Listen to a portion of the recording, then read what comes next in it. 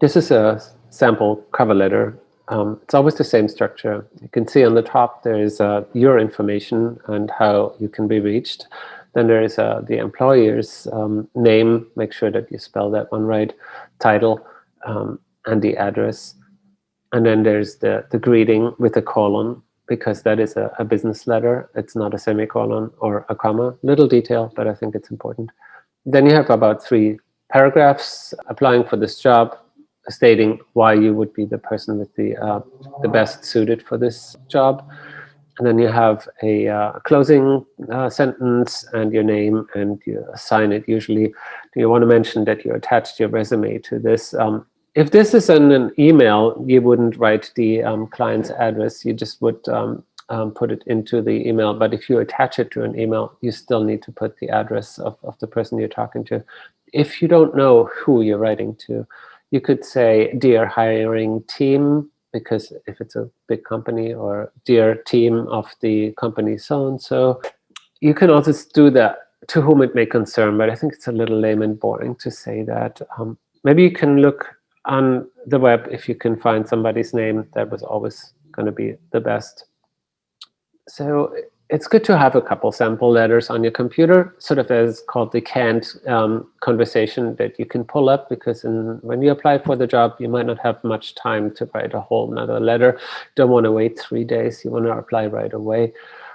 So if you can copy paste some of the sentences and just custom tailor it to the opportunity that you're trying to, that industry that you're applying to, mention some of those words.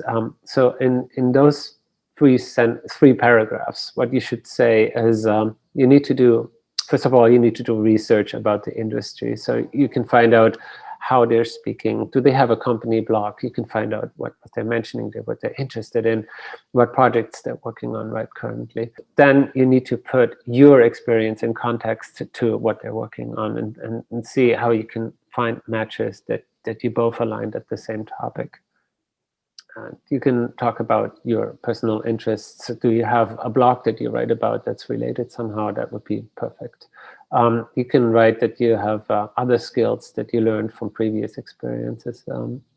Also education, and that you can mention if any of the programs that you went to.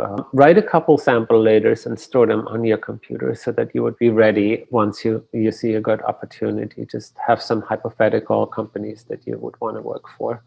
And then make sure on the top that you include the date. I see that missing quite often.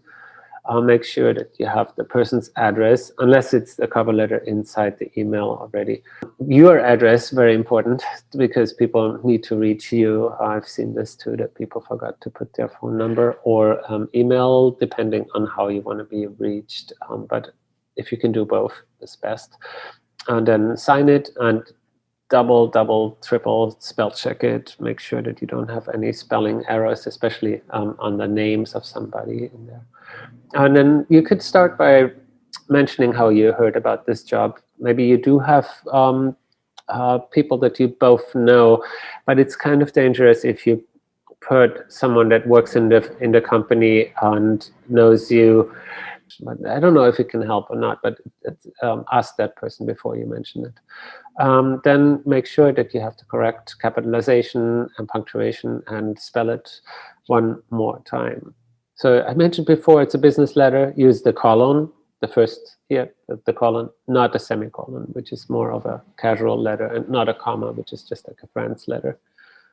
Spell check it 4 times. Keep it to 1 page, unless this is like the job that you worked on for 10 years to apply to, if it's like some large deal thing. But at this point, just short and sweet, and nobody has time to read that much. What you want to include, though, is like, imagine that the hundreds of applications come in, and the hiring manager hires their assistant to go through the pile and pick like a few dozen that they think are the most convincing ones, and they're looking for the keywords that their boss has mentioned. So you can kind of guess that they make sure that they find these keywords, and you find those keywords by researching the company and see what they're talking about and the job description. what they mentioned, make sure that you somehow mention those in your resume and in your cover letter, so that this assistant to the hiring manager, that the first hurdle that you need to pass, can find those easily as well. And you can check what tone you need to write. Younger companies, you might be can write a little bit more casual, but if it's a very conservative financial big company, old style, then do this exact like a business letter, like the exact structure that I mentioned before.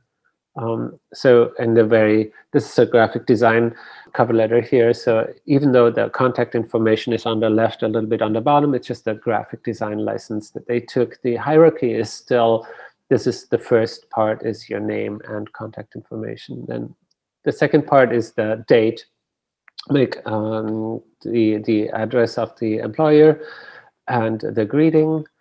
On the third part, you might mention what is this regarding to? And then in the fourth part here, you list all your qualifications and why you would be the most qualified applicant. And with this, you can mention your enthusiasm and that you'd like to meeting them. And then 6, your signature and sincerely, comma, your signature. Things you don't want to say in a cover letter are, of course, mentioned things that are already mentioned in the job description. You don't need to repeat this. And don't say that you can do absolutely everything, because it makes you sound like you're not flexible to learn. And one of the most important things for a hiring manager is or like someone that hires you, wants to know how long does it take to get this person up to speed? Do they need to be trained a lot? But if you're not flexible and learning and asking questions, if you already think that you know everything, that will be more difficult for them. No talk about the salary at this point unless they specifically asked for it, and then you can kind of look around ask other people what the salary is expected. Usually they have, if they're professional enough, they already know their budget, so they can tell you right away if it's not in the job description as well. Of course, don't speak negatively about a previous boss, because it might make you look like you're bad-mouthing someone that if you ever leave them, you might be doing it to them as well. So don't brag to mention that you did this all by yourself.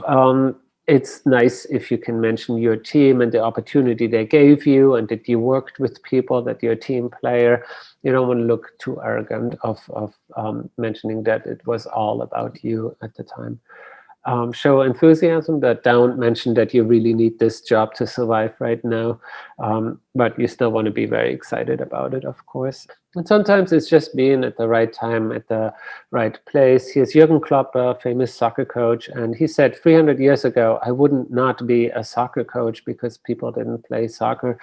I was just lucky to be here with the knowledge that I know, and I don't know anything else but soccer, and not directly, but like he was just lucky to be there at the time that they needed this person right now there. It's on YouTube. It's funny to watch.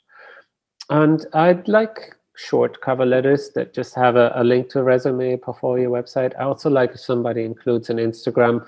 That way I can see what they're like personally into a little bit, but don't post any party pictures. Also, if you apply for a tech job, it's great to show that you're on top of things. So like a QR code like this might make you look like you know what the latest technology is. They can just hold up their phone and scan it and get to your website or download your contact information. I think it's kind of cool. Once you get invited, you should practice a couple times to be in this interview. Record yourself or have a friend talk to you how you're looking, how many arms and as, how fast you're talking. Do you need to take a little bit more breaks? Take a breath.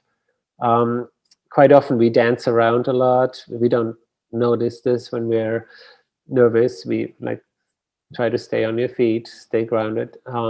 But I hope you get this interview opportunity by writing a great cover letter. This will be like the first thing to do to get to the job. Thank you.